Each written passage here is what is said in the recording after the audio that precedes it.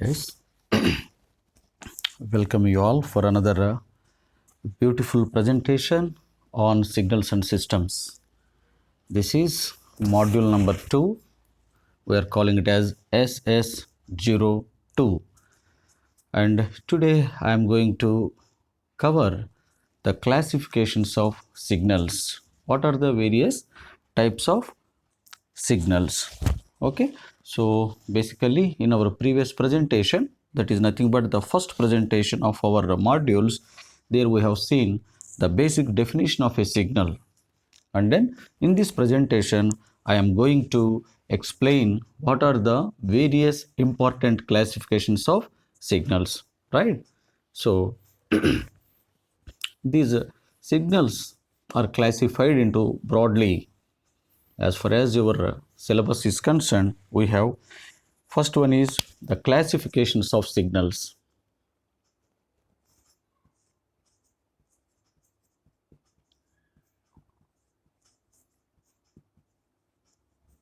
Classifications of signals. Okay, so basically this is with respect to continuous time signal, because we have already seen in our previous presentation that what is a continuous time and what is a discrete time.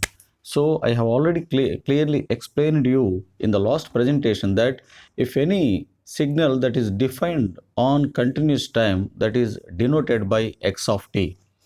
X of t is nothing but your continuous time signal, whereas if the signal is defined on a discrete time, then it is denoted by x of n. It is called discrete time signal, whereas this is called a discrete time sequence. In discrete time, it is called as a sequence rather than signal. It is called discrete time sequence. Okay, this is what basically only you need to remember that what is it actually. Is it t small t, or otherwise is it small n? This makes the difference actually. If t is there, that is definitely a continuous time signal, whereas if n is there, that is a discrete time signal. That is the basic simple difference between continuous time signal and then a discrete time signal, right?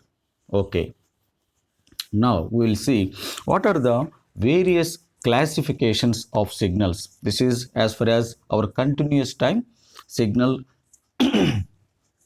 regarding. The first one is the foremost and very important thing is that periodic signal. The first one is periodic and then non-periodic.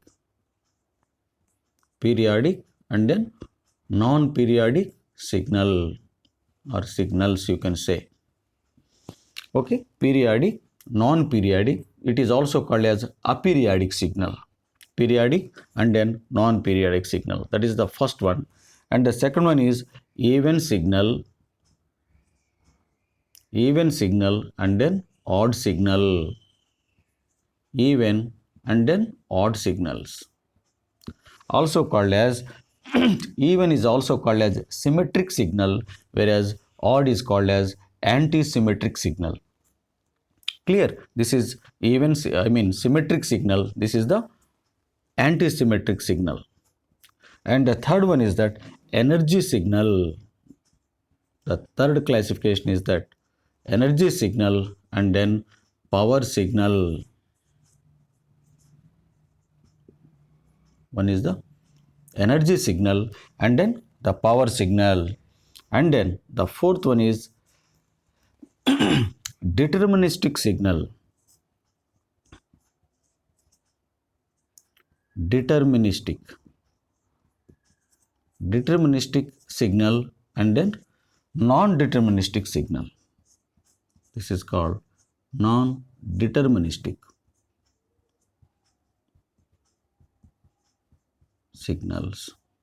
So these are the basic important signals which we are going to see: periodic and then non-periodic, even signal and then odd signal, energy signal and then power signals, deterministic signal and then non-deterministic signals. So how these are defined, how these are defined otherwise, we will see one by one very clearly. Other than these, there are some certain standard signals are there. They are called the elementary signals. Elementary signals. Other than these four, we have some more very important elementary signals. Those are also called as the standard signals. After completion of these, we will see those signals also. Right?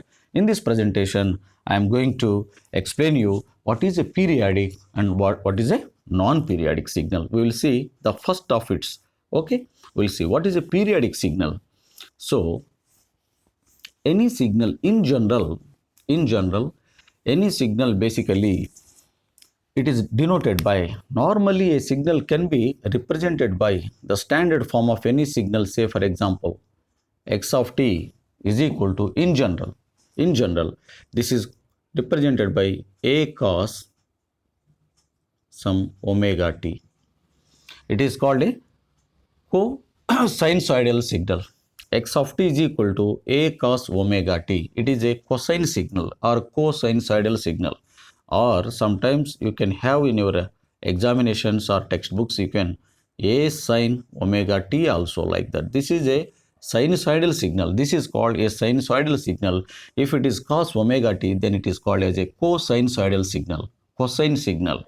Clear? So both are seems to be the same. There is nothing difference in representing in a waveform shape. Both will have the same waveform, actually the sinusoidal waveform. So that waveform is same to both of these. This is the standard form of representation of any signal. I mean sinusoidal as well as the cosinusoidal signal. Here A is the amplitude of the signal. A is called the amplitude, or also called as the magnitude of the signal. What is the peak to peak magnitude?